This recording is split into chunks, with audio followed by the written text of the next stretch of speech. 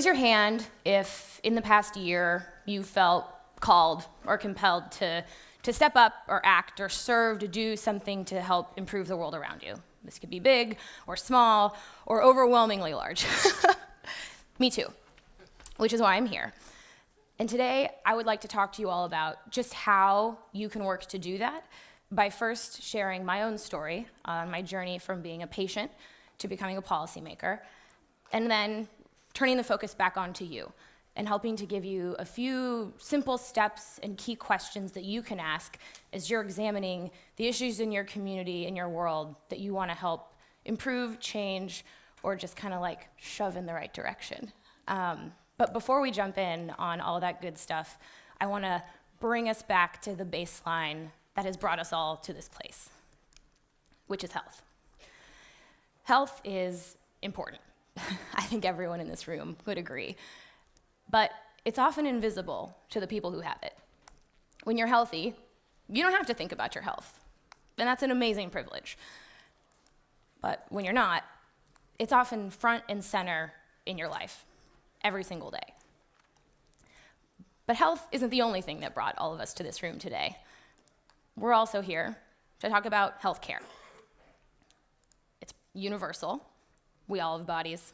We all go to the doctor, pretty much across the board. It's personal.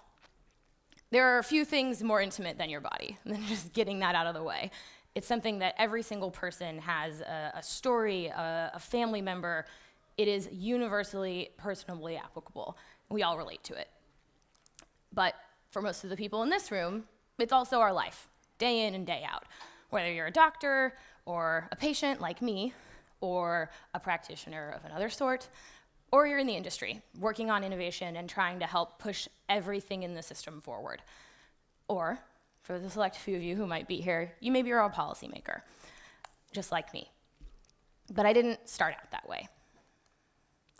Which is why I'd like to take a second to talk to you guys about how I went from being a college student with a rare autoimmune condition to a Senate staffer, working to help defend the Affordable Care Act from repeal. At the age of 19, I was diagnosed with a rare autoimmune condition my freshman year of college. It's called Machette Disease. For those of you doctors in the audience, you may have heard of it. And to be completely blunt, it was not fun. It was not fun being told at the age of 19 that I had a chronic illness I was going to have for the rest of my life, and not only that, but that there wasn't really a whole lot available for it, and we were just going to have to try to hit and miss and figure it out till something worked. But despite all of that, I was lucky. I had good health insurance, I had supportive parents, I had a community around me that helped me get back on my feet and back into my life and learn how to be a sick person and still be me, Emily. I was also lucky that this all happened in 2008 and 2009, which you'll remember as the time that the Congress was gearing up for and then having a big national debate about healthcare reform. And as I was going to the hospital and getting MRIs and having all of these diagnostic procedures, I started paying a little more attention to the news. And something clicked, because it was very clear that I was the person they were talking about. I was the person under 26 who needed the insurance when they graduated from college. I was the patient with the pre-existing condition. And suddenly this wonky policy debate that was cool and interesting, like an episode of The West Wing, was much more grounded and real in my life. And so when the law passed, which was incredibly exciting, and people started attacking it, I felt like I had to do something. I didn't have anything to give except for my own experiences. And so what started out as me typing into a web box a little bit of why the Affordable Care Act was important to me suddenly grew into speaking at press conferences with members of Congress and sharing my story about why the law was important, to writing op-eds in national papers. In my junior year of college, I testified before the Senate to explain to both the senators and the country why this law mattered so much, not just for me and other young people, but everybody who is an American, who is a patient. You could say that I became a bit of a poster child for the law. I like to joke that, but I'm actually not joking. I was legitimately on a poster, which is both cool and a little weird. And joking aside, at a certain point, talking no longer felt like it was enough. I wanted to do something, to take action, to give back what had been given to me, which was the guarantee that I was going to have access to healthcare, that I could get it when I needed it, that health wasn't going to be the center of my life because I would be healthy enough to do the other things that I wanted to do. And this is where we're going to take a little bit of a step back from my story. I ended up as a policymaker, but I certainly didn't start that way, and focus a little bit on what's happening now. It's been an interesting year, 2017. Thinking back to that original question that I asked you guys, raising your hand, about who wants to do something to help improve the world, make it better, get things going. This, for a lot of people, I think, is a part of that. There's a lot of change happening in healthcare right now, whether it's political or partisan or just in your hospital as new major laws are being implemented. There is a lot going on, and that's overwhelming, which is why I now want to pivot this back to you guys and talk about how you can take those feelings and turn them into something real, intangible. You can actually help make some changes.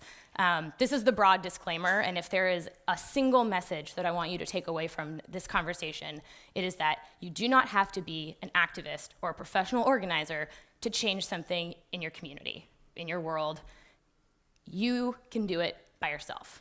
And the rest of this talk, I'd like to give you a couple key questions to help frame the way you think about these problems, and a few steps to help you actually get from point A to point B.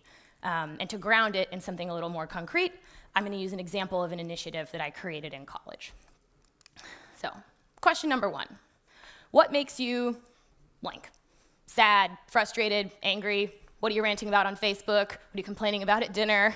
These are the things that, despite you having a busy life and other things happening in your world that just keep popping into your mind. Something that really gets you going. For me, as a college student, it was discovering that my university did not offer health insurance or any other benefits to the partners to domestic partners of their employees and staff. As a patient who dearly understood why health insurance was so important, it really made me upset.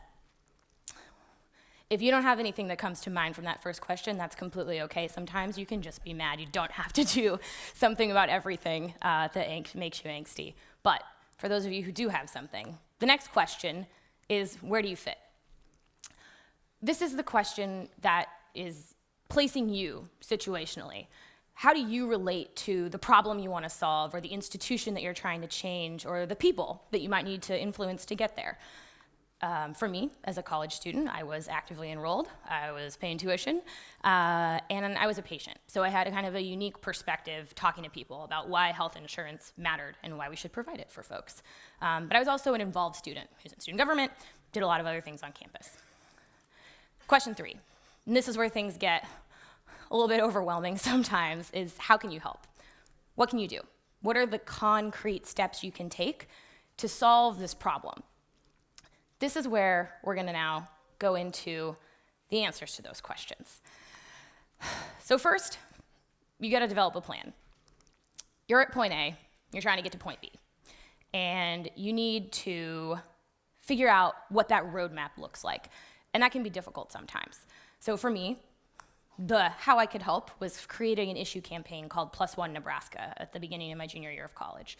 And we worked on a plan. We decided that the best way to change this was to get the Board of Regents, which governed my university, to vote to adopt a policy that would open up these benefits, including health insurance, to domestic partners.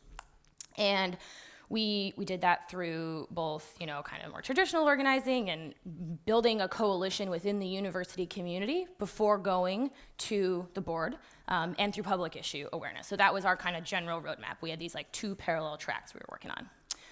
Next, you got to find a team. As much as all of us would like to think that we can create change in the world completely by ourselves, the reality is that most things that are worth changing are not only hard to change, but also require teamwork.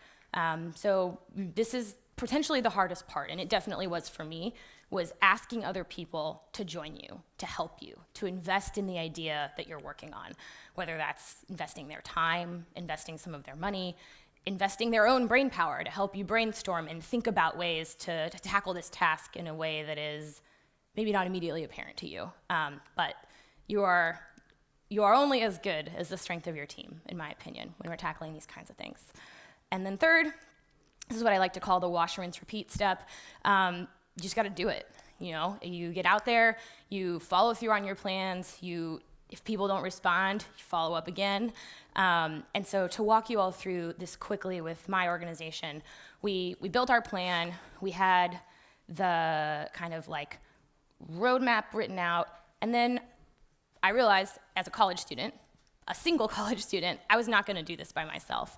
And so we reached out, the small team I had built at the university, to LGBT organizations in the Nebraska community, to civil rights organizations, to other folks who might be friendly, to university leaders that I knew were sympathetic to the policy, and brought everybody to the same table to talk about how each of us could contribute in different ways towards working towards this goal. And then we held events, we phone banked, we mobilized people, we wrote op-eds, we got the papers writing about this issue, and we met over and over and over with student senates and faculty senates and all of the different pressure points that we knew were gonna eventually bubble up to the board and help them hear us, which at the end of the day, worked. And in June of 2012, my university voted to adopt domestic partner benefits across the board, including health insurance. So to bring this back out to the rest of you, change is hard and it takes a lot of time. And it's really, really overwhelming when you're looking at it from a macro level. It feels intractable and overwhelming. But what I want you to take away from this conversation is that it's not. You just have to break it down piece by piece and think about how you individually can plug in what you know to change the thing that you care about. And I will now leave you with a quote from somebody who say it much better than I can. I'm asking you to believe, not in my ability to bring about change, but in yours. Thank you.